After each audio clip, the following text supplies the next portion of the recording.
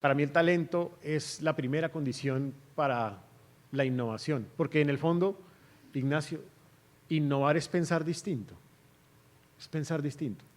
¿Y cómo logramos pensar distinto? Innovar o extinguirse. Esto es Supervivientes, el podcast. Porque pensar diferente no es peligroso, es necesario.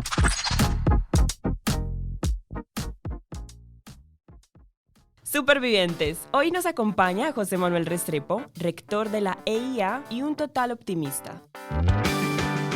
Conversó junto a Ignacio Gaitán, presidente del Grupo El Colombiano, sobre la magia de trabajar por las personas y cómo lograr potencializar nuestro ADN innovador.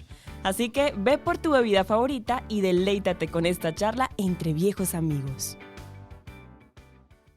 Hola, es una felicidad arrancar nuestra serie de supervivientes con un amigo, con alguien que se lo he dicho bastantes veces por el chat, admiro profundamente como amigo y además, para que sepan, fue mi jefe. Ahí donde lo ven, me aguantó. Yo sí tengo jefes, a contar lo que la gente cree, yo he tenido jefes en la vida. Uno es José Manuel Restrepo Bondano. Tuve la fortuna de trabajar en el equipo del Ministerio de Comercio con él 3 años. Y sin duda creo que no podemos encarnar nadie mejor para esta conversación que José. Y lo digo porque es que hasta como amigo es innovador, entonces imagínense lo que sucede en su vida profesional. Así que tengo la fortuna de conocerlo hace 30 años, razón por la cual lo que ahorita André contaba, más que sus logros o sus posiciones, creo que vamos a hablar de la persona y de lo que José representa en su talante humano frente a un país que necesita de personas así para construir sociedad.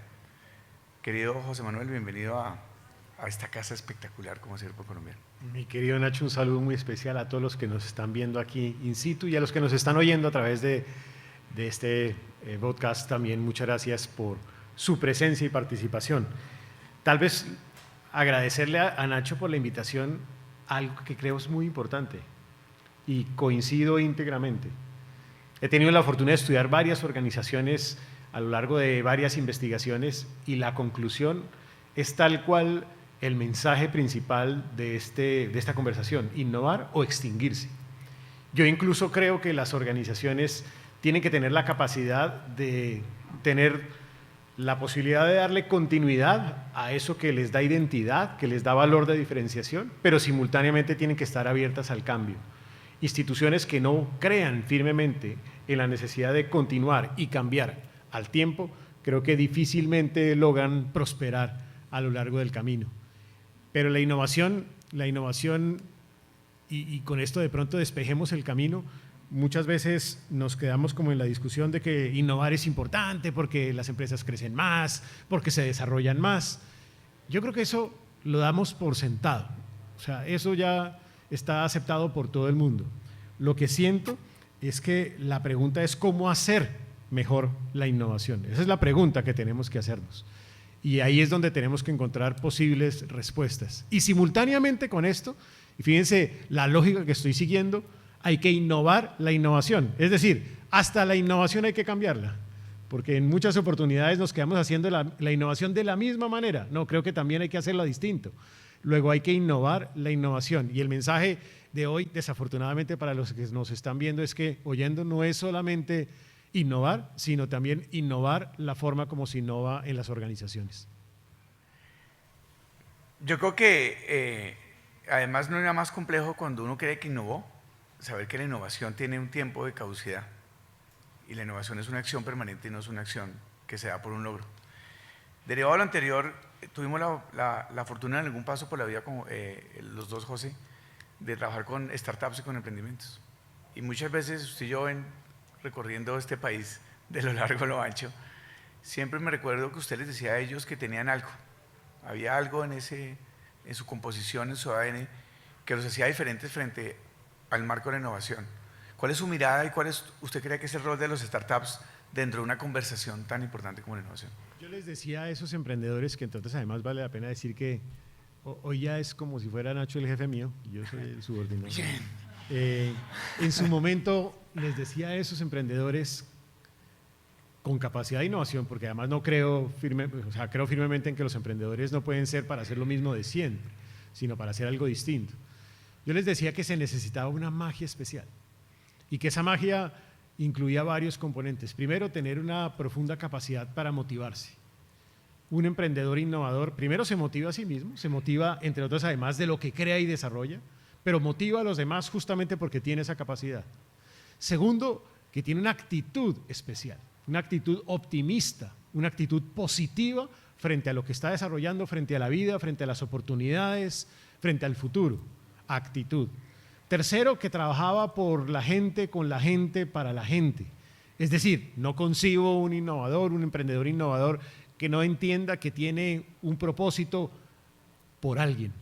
Tercero o cuarto, que lo hace con un sentido de innovación, de creatividad, de pensar distinto, de ir más allá de la forma como tradicionalmente se concibe. Y por último, también que realizaba o tiene una magia en donde lo anterior se resume en una palabra y es amor, que lo hace por amor. Eso en cierta medida recoge también algo de pasión, de autenticidad. Esa magia, y uso la palabra magia porque las letras que acabo de señalar pues se recogen en esa palabra: motivación, actitud, gente, innovación o imaginación y amor. Esa magia tiene que tener otra característica y es que tiene que tener el coraje para utilizarla, la valentía para hacerlo. Es decir, un empresario innovador tiene una valentía especial, tiene un coraje especial. Pues es el coraje para descubrir que las cosas se pueden hacer de una forma distinta y que hay un riesgo a lo largo de ese camino, pero se asume el riesgo, se asume con coraje. Creo que esas pues son algunas de las características que yo le señalaba en su momento a varios de esos emprendedores que compartimos y que construimos juntos con Nach. Voy a hacer una pregunta como si estuviera en la sala de redacción. Entonces me voy a mover a la sala de redacción del Colombiano, voy a jugar a un minuto a hacer cualquiera de mis queridos colaboradores, vamos a ver cómo me sale. Tuve la fortuna de estar al lado de José en un momento coyuntural muy complejo, como fue la pandemia. Durante ese proceso, José, ¿cuál fue el gran reto? Que usted diga, hubo muchos días difíciles, pero ¿cuál fue ese día que usted en el backstage y que nos cuenta así el chisme aquí? Nadie lo está viendo, fresco. Esto, solo para que tenga, por ejemplo, tenemos un podcast por ahí que tiene como 40.000 reproducciones diarias, entonces no se va a preocupar que se va a volver viral. Pero ese momento que usted lo vio como un reto, porque la innovación siempre se detona a partir de retos, ¿no? No hay innovación sin reto. Eche memoria. Yo diría, en los dos escenarios donde estuve hubo un gran reto. En comercio, ¿cuál fue el reto? Cuando un día el presidente Iván Duque me dice: ministro, tenemos que cerrar los puertos y los aeropuertos de Colombia. Y eso después de que había obtenido a diciembre del 2019 la mejor tasa de crecimiento de ingresos de ocupación hotelera de Colombia, de ingresos de las agencias de viajes, es decir, cuando teníamos el récord histórico en turistas en este país, después de un esfuerzo grande, porque ya llevamos casi año y medio en esa tarea. Y él me trae el mensaje: hay que cerrar puertos y hay que cerrar aeropuertos. Yo entendí perfectamente que cerrar puertos significa que no llegan cruceros a Cartagena, y Cartagena, el 40% del turismo de esa ciudad dependía de eso. Y cerrar aeropuertos significaba cerrar la llegada de 4,5 millones de visitantes internacionales. Eso de entrada ya indicaba que los hoteles iban a entrar en dificultades. Y de entrada indicaba pues que las salidas internacionales también de Colombia pues iban a ver afectadas. Es decir, el turismo iba a entrar en crisis. Y así fue, del mejor año en la historia de Colombia del turismo al peor año en la historia del turismo en Colombia. Súmele a eso industria, súmele a eso servicios, súmele a eso comercio. Es decir, íbamos a entrar en una situación muy difícil. Ese fue el desafío. Y frente a ese desafío, casi que de inmediato, yo con el equipo de trabajo, incluyéndote, empezamos a trabajar en cómo enfrentarlo. Y cómo enfrentarlo significó por lo menos algunos componentes. Primero, ¿cuál era la visión? Es decir, nosotros teníamos que darles un camino a esos empresarios de que al cabo de algún tiempo íbamos a salir adelante. Y yo digo que como ministro de Comercio me convertí en psicólogo de comercio, industria y turismo. Porque todos los días me llamaban los empresarios y me decían: bueno, ¿y cuándo vamos a salir adelante? Yo les decía: no, vamos a salir adelante. Hablemos de aquí a allá, deme ideas, estas son mis ideas, y empecemos a implementarlas. 2 sendas emergencias económicas, más de 170 decretos legislativos, más de 900 medidas, 35% de ellas las diseñamos en comercio, industria y turismo. y empezamos a trabajar en esa dirección. El problema del psicólogo es que al cabo de 15 días volvió a llamar el mismo empresario. ¿Y qué vamos a hacer ahora que sigue cerrado todo? No, vamos a seguir trabajando, hay que tener confianza. Yo creo que les di, y eso hace parte de esa respuesta, como dice Diego Torres en la canción, color esperanza.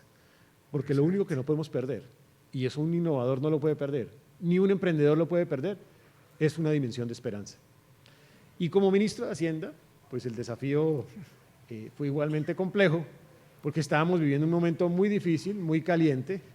El presidente me invita a ser ministro de Hacienda en un momento pues complejísimo, se cayó la reforma tributaria en ese momento, el país la necesitaba, y para peor de males, al día siguiente de que yo me posesiono como ministro de Hacienda, 2 calificadoras de riesgo retiran el grado de inversión a Colombia, entonces tocaba enviar un mensaje de tranquilidad y de nuevo de esperanza, de que era posible salir adelante como país. Y empezamos a trabajar casi 3 meses en la construcción de una reforma que no era solamente tributaria, que era un proyecto de inversión social porque tenía un componente social, creó instrumentos y figuras como la matrícula cero en Colombia, a perpetuidad, es decir, como política de Estado, que tenía el subsidio a la nómina de nuevo al micro y al pequeño empresario, que crea incentivos al empleo para generar empleo especialmente juvenil y de mujeres, que tenía también un componente tributario también para generar recursos adicionales a la nación, que tenía instrumentos nuevos como la renovación completa de la regla fiscal, los compromisos alrededor de deuda pública del país, que tenía también componentes con la reactivación económica, con motivar sectores claves de la economía, y entonces fueron 3 meses construyendo colectivamente. Otra característica del innovador, que hay que construir colectivamente, hay que oír a la gente con sentido empático. Y yo creo que en eso pues tenemos que tener la capacidad, todos los que somos empresarios o cabezas de organización, de oír, escuchar a la gente con sentido empático. Y de esa manera, pues yo creo que ese fue el desafío más importante. El desafío de la reforma tributaria, que no era solo una reforma tributaria, sino que era enviar un mensaje de esperanza para que el país fuera capaz de reactivarse, y a fuerza que se logró. Colombia tuvo el crecimiento del 10.7 en el 2021, va a tener este año un crecimiento del 8% seguramente o más, y ese crecimiento es una demostración de que fuimos capaces de salir adelante como nación al peor choque en la historia económica de nuestro país. Y en comercio, pues contribuir como psicólogo de comercio, industria y turismo a sacar adelante un país, a sacar adelante el sector productivo de este país y a permitirle a muchos de los actores del sector productivo salir adelante. Fíjense ustedes que me sucedió una cosa muy simpática recientemente. Estuve con los estudiantes de la Universidad de IA en mi primer encuentro con estudiantes, y a la salida pues varios me saludaban, pero hubo una niña que fue mi primer saludo, que no me dijo, no, bienvenido rector, qué bueno que esté aquí como rector. Me dijo, no, gracias rector porque usted salvó la vida de mi familia. ¿Cómo así? Sí, porque con sus medidas logramos que esta micro o pequeña empresa saliera adelante. O sea, no me estaba agradeciendo como rector, sino me estaba agradeciendo en otro papel distinto. Esos son los momentos que lo llenan a uno de emoción, pero también son expresiones de la enorme capacidad que hemos tenido los colombianos, que además es una fuente de innovación y es una fuente de emprendimiento, que es la R grabada en nuestra frente, la R de la resiliencia, la capacidad infinita que hemos tenido como colombianos de superar momentos difíciles, porque a bestia que hemos tenido dificultades en esta nación, pero hemos salido de todas ellas exitosamente. Yo soy un convencido de que también esa resiliencia está basada de nuevo en el optimismo y en ese color de esperanza que tanto necesita nuestro país. Yo me imagino que en la grabación salen los aplausos, ¿o no? ¿Se ríe, eh? Además queda perfecto.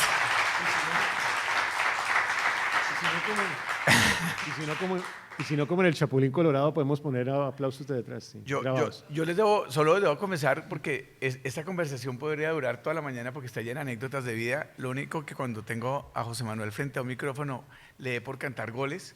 Entonces solo le pido que hoy estamos en otra conversación, querido José, no se me vaya a entusiasmar. Porque además serían goles del Deportivo Independiente Medellín. Claro, te toca. Es que el Santa Fe de Antioquia. Sí, porque es que el señor es hincha de un equipo en Bogotá que se llama, ¿me recuerdas, por favor? Del Independiente Santa Muy bien, Fe. gracias, y en Antioquia, del DIM. Muy bien. Siempre vas a encontrar una proporción de 2 a 8 más o menos que he encontrado. Muy bien. José, evidentemente, yo estaba mirando al auditorio cuando te pregunté los retos, porque cuando uno a veces ve preocupaciones y cuando uno ve un reto de esos dice, uy, esos sí son retos, ¿sí o no? José, un fracaso, porque no hay innovación sin fracaso. Es decir, toca pegarse contra el suelo millones de veces para lograr lo que se logra. Un fracaso en Hacienda, y lo digo abiertamente. Yo le dediqué mucho tiempo a trabajar un proyecto para luchar contra algo que creo que es un cáncer en esta sociedad, que es lo que se llama el gota a gota o el pagadiario. Esa forma absurda de esclavitud que existe en nuestra sociedad hoy en día, es una esclavitud financiera. Millones de colombianos sufren del gota a gota y el pagadiario. Me dediqué a fondo, trabajé un proyecto, 50 artículos, un proyecto de ley, un proyecto que tenía instrumentos para tener garantías subsidiadas por el Estado de hasta el 90%, para que lográramos tener créditos revolventes o créditos que van renovándose por montos muy pequeños, cerca de hasta 200.000 pesos, con el sistema financiero, pero con garantía del Estado, con subsidio por parte del Estado. Créditos para ese microempresario, incluso que cuando era informal y transitaba la formalidad tuviera una serie de beneficios adicionales, porque era una forma de luchar también contra la informalidad. Y el Congreso nunca lo quiso tramitar. Me di a la pela, trabajé con los congresistas, con los gremios empresariales, con personas del día a día que sufrían con el gota a gota o el pagadiario. Y repito, no pude transitar ni siquiera el primer debate en el Congreso de la República. Nunca supe por qué. Yo creo que ahí hay también una cantidad seguramente de intereses detrás que impiden luchar contra ese cáncer que hay en nuestra sociedad, esa esclavitud que hay en nuestra sociedad. Luego, creo que fue un fracaso, porque no lo intenté una, sino 2 veces, y las 2 veces no pude. Creo que el país va a tener que hacerlo en algún momento, y creo que eso va a ser, entre otras, un instrumento para que nuevas personas se animen a hacer empresa y no terminen cooptadas, llamémoslo así, por los altos costos del acceso al endeudamiento por la vía del gota a gota o del pagadiario. Lo último, antes de oír un par de preguntas, José, sin lugar a dudas, para que haya innovación tienen que liderarse personas. Sin personas no hay innovación. Soy testigo de lo que es ser parte de un equipo que tú lideres, y en muchos momentos de la vida además. ¿Cuál es esa fórmula tuya, cualquiera, con la cual crees que se deben liderar equipos para tener equipos de rendimiento innovador? Tal vez lo más importante es entender que el talento que uno tiene es un talento de sobra. Hay veces el talento está bien utilizado, hay veces el talento no está perfectamente utilizado. Muchos líderes llegan a las organizaciones a barrer en las organizaciones, y yo he descubierto que ese no es el camino, que el camino es que hay talentos mal ubicados o talentos con potencial mal desarrollados, o talentos que podrían dar aún mucho más del 100% y llegar al 120%. Para mí el talento es la primera condición para la innovación, porque en el fondo, Ignacio, innovar es pensar distinto, es pensar distinto. ¿Y cómo logramos pensar distinto? Logramos pensar distinto cuando descubrimos las potencialidades de cada uno de los seres humanos que están con nosotros. Y a ese talento hay que llevarlo a que piense críticamente, a que actúe éticamente, a que se haga las preguntas que son y a que sea empático. En la medida en que uno logre eso, yo creo que uno logra pues, equipos de trabajo mejores. Pero la siguiente es tener una enorme capacidad también de relacionamiento, porque innovar es tener también la capacidad de relacionar lo que no está relacionado. De relacionar, por ejemplo, ideas, objetos, recursos, servicios, tecnologías, personas. Desde el punto de vista del talento humano, significa crear equipo de trabajo. Un equipo de trabajo donde quien llega a liderar no llega a jalar, qué mamera, no llega a empujar, qué mamera, llega a trabajar de la mano, a remangarse y decir, bueno, vamos todos juntos a sacar adelante esto. Y entonces al final, esa capacidad de relacionar se construye, y se construye primero con visión, o sea, tenemos que construir una visión. Segundo, con ambición también, hay que tener la suficiente ambición. Tercero, con construcción de trabajo en equipo, ya lo dije antes. Cuarto, con capacidad de resiliencia. Y quinto, de nuevo, con valentía. Con esa magia del liderazgo también, o de construcción desde el liderazgo, que también es valiente y tiene coraje, es corajudo. Y los equipos de trabajo que hemos construido, lo construimos con Nacho en Comercio, Industria y Turismo, cada persona tenía su valor. Y de pronto a alguna otra persona no le gustaba a esa persona, pero yo le hacía entender que tenía un valor para la organización, un valor de pronto distinto. Cada uno de ustedes en sus organizaciones intenten descubrir el talento que tienen y descubrirán que con ese talento pueden llegar, no a llegar al 100, sino al 120%, 150% seguramente, pero descubran el talento. Y el talento se descubre desde las fortalezas. A mí cuando me dicen, no, ¿y cuáles son tus debilidades? Yo digo, al carajo las debilidades, me importa un carajo las debilidades. ¿Cuáles son tus fortalezas? ¿Y cómo logramos que seas más fuerte en esas fortalezas? Y desarrollemos esas fortalezas para descubrir que el talento es realmente sobresaliente. Cuiden las fortalezas que tienen en sus organizaciones y construyan desde esas fortalezas que tienen. Vamos a cerrar, desafortunadamente, porque de hecho nos volamos, pero era obvio que me iba a volar con usted, porque era imposible libretearme. Le voy a parar a André, vamos a hacerle, José, un par de preguntas de esas curiosas que salen al azar, para que pase hacerle pasar un mal rato, porque lo más está controlado, ¿no? André.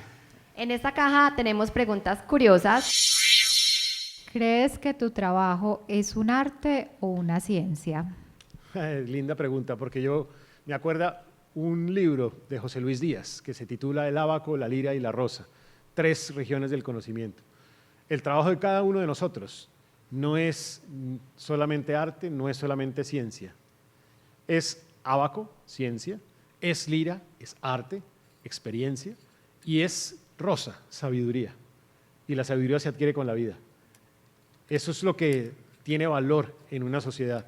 Cuando tú sabes, como en la idea que formamos en el saber, cuando tú también te formas en el arte, en la práctica, en la lira, y cuando te formas en la sabiduría se construye también desde el ser, pero también en la experiencia de varios años a lo largo de la vida. Por eso es que las personas mayores tienen tanto valor también para mí. Acabo de ser jefe por 21 minutos de una de las personas que más he admirado en mi vida personal y profesional. Esto es público. Hoy lo dejo en público porque en mi casa lo saben. Entonces imagina lo feliz que estoy que esté por acá, porque definitivamente el aura que usted nos entrega, José, es de mirar hacia adelante y ser viviente es mirar hacia adelante, porque a lo pasado pasó y hoy estamos para construir un presente y un futuro, y qué alegría tenerlo hoy como el primer podcast de esa serie de supervivientes. Gracias Nacho, José. Y gracias al Colombiano por esta invitación. Este podcast llega a ti gracias al patrocinio de Cámara de Comercio de Medellín para Antioquia. Juntos hacemos empresa.